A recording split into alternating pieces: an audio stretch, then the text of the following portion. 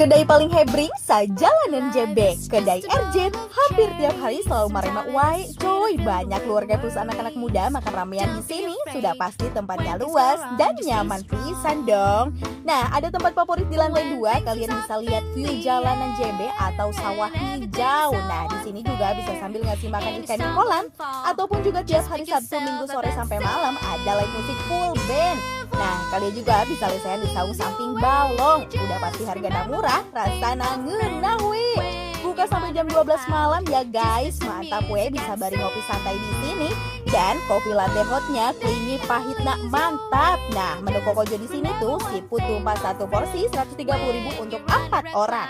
Isiannya ada kepiting, udang, gurita, kerang dan lain-lain. Atau sausnya bisa pilih ada padang, saus asam manis, lekoh pisan. Pengen makan Sundaan juga bisa dong. Bisa pesan paket liwat 2 orang cuma 70.000 aja. Sudah dapat ayam, ikan bakar dan bumbunya yang meresap.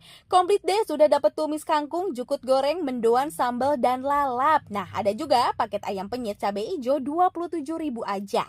Cabai hijaunya juga pedas, wangi, gurih. Nah, untuk anak-anak bisa dipesenin ramen plus chicken stick.